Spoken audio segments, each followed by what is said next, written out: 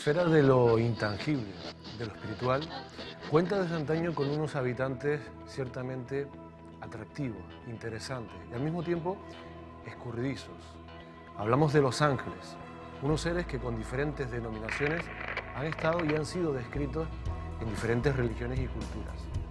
Para los que aseguran que los ángeles existen, no hay ninguna duda que estos seres nos rodean, que estos seres nos acompañan durante toda nuestra vida y que incluso con mucha probabilidad esta noche estén con nosotros en este plató.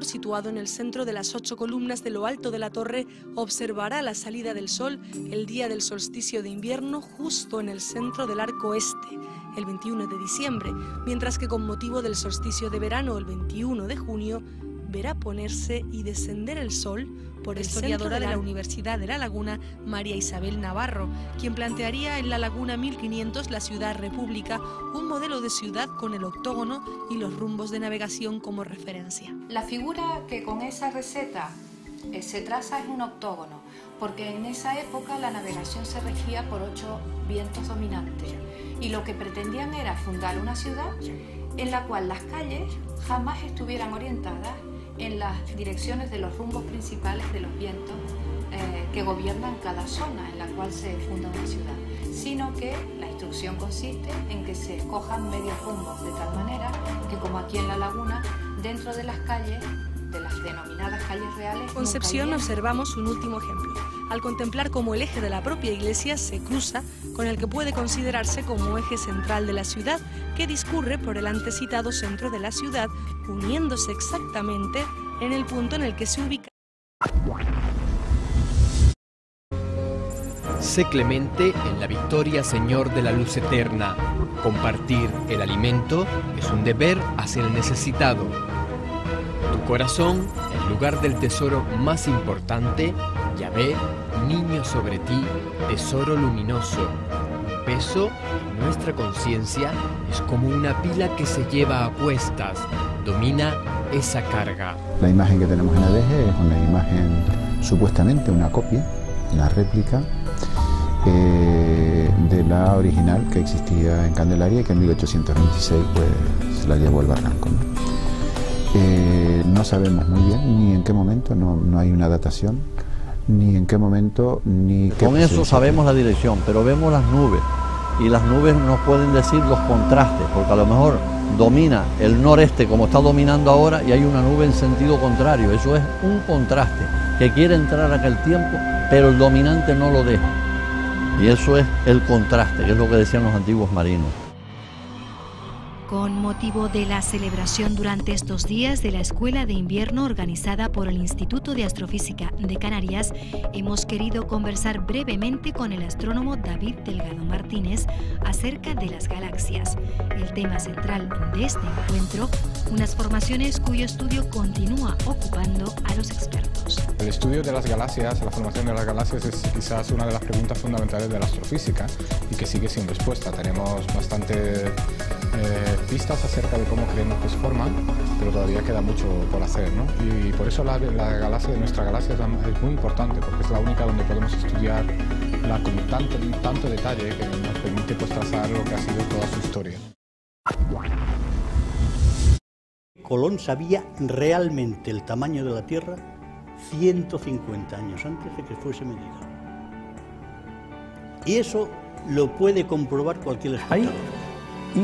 Diferencias significativas cuando hablamos de pérdidas de seres queridos que pueden ser madres o padres o abuelos o amigos, a cuando hablamos de la pérdida de hijos, porque evidentemente los padres reconocen que se suma al hecho de perder algo que ha sido deseado y algo que ha compartido con la vida. Quizá no conscientemente, pero está el miedo, quizá me echen del trabajo, quizá me deje mi novio, quizá... Y estas dudas son los que alimentan la vibración que emanamos y atraemos más de lo mismo. Y claro, hay que cambiar de canal y realmente visualizar lo que queremos, imaginarnos en la mejor de las situaciones, tanto laboral como afectiva, como física. Y al tú entrar en esta visualización a diario, o por lo menos casi a diario, intentarlo, aunque sean 5 minutos, al cabo de muy poco tiempo empezarán las cosas. Digamos que eso es como un programa informático que introduce, emite un tipo de energía o vibración que equilibra los desequilibrios que has detectado previamente con este aparato.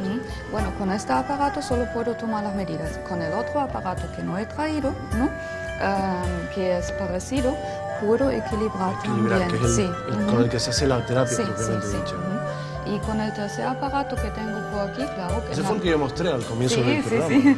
Es un aparato de electroacupuntura. Sí, correcto. Ahí se puede detectar por un lado los puntos de la acupuntura vía la resistencia de la piel y por el otro lado se puede aplicar, tratar. Histórica decoración criptojudía que parece presentar la emblemática Casa Lercaro, sede del Museo de Historia de Tenerife. Allí, mimetizados bajo la apariencia de jarrones, alguien tal vez representó de manera provocadora uno de los objetos sagrados más importantes del judaísmo, la menora o candelabro de 7 brazos, según la tesis del investigador tinerfeño Lorenzo Santana Rodríguez. La información que durante años fue capaz de recibir procedía de los llamados registros acásicos, una especie de gran memoria colectiva de la humanidad descrita en diferentes tradiciones espirituales. Lo que empezaba a venir a mi mente era como un constante recuerdo, ¿no? Era de día, de noche, nunca en forma de canalización, sino recordándolo como uno puede recordar lo que hizo el año pasado, nada más que con mucho dolor. Lo que sí escuchaba a veces y percibía eran las voces de guías que me explicaban o daban indicaciones de cómo hacer para que lo sufra menos. Su cabeza, por ejemplo, era completamente calva, carecía de pelo, no tenía esa quijada pronunciada que tienen los chimpancés y sobre todo por su comportamiento humano, como vemos en las imágenes, donde vemos que él tenía una necesidad de caminar de forma bípeda, algo que no es normal en este tipo de animales, y no solamente eso, sino también pues muchos de los cuidadores que se hicieron cargo de él hablaban de sus emociones humanas. Es el náusea década que tiene el texto de la creación del mundo grabado en él y que es el primer calendario astrológico del mundo. A escasa distancia del archipiélago, en el continente africano, encontramos cráteres tan espectaculares como Richat en el Sáhara, por lo que parece que estemos al margen de este fenómeno. La influencia en Canarias, pues sí, porque si se comprueba, como decía antes, si se comprueba que este cráter de 48 kilómetros de diámetro, que está alineado, además la hipótesis nuestra es que está alineado con otros dos, o sea, fue un impacto múltiple.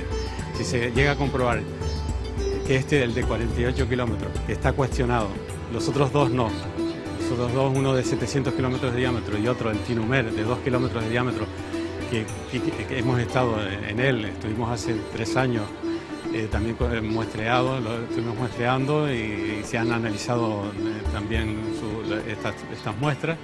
Ese cráter tiene 2 kilómetros de diámetro, como digo. Si efectivamente se comprueba esa hipótesis, entonces ese cráter, el Richat, que lo llamamos el ojo del Sáhara, que fue la ponencia que yo presenté en el 95 sobre este cráter, si se comprueba efectivamente que es de impacto, entonces estaríamos hablando de un impacto brutal. Si tú estás ya en el camino, en el que tienes confianza, en el que tienes certeza, siempre darás 2 pasitos para atrás y después 1 para adelante. Eso lo explica también muy bien Esther Hicks en sus libros, porque para ella siempre es en qué estado vibracional, en qué escala estás tú ahora. O sea, tú estás deprimido, tú puedes estar en ira, en lo que fuere. Claro, tú no puedes saltar desde la depresión al éxtasis de un solo golpe. En Canarias y de los pocos de su tipo recogidos a nivel internacional. Con ella reconstruimos aquellos primeros momentos de desconcierto tras internarse en la niebla y recobrar la conciencia en otro lugar, con el coche entre la carretera y el arcén.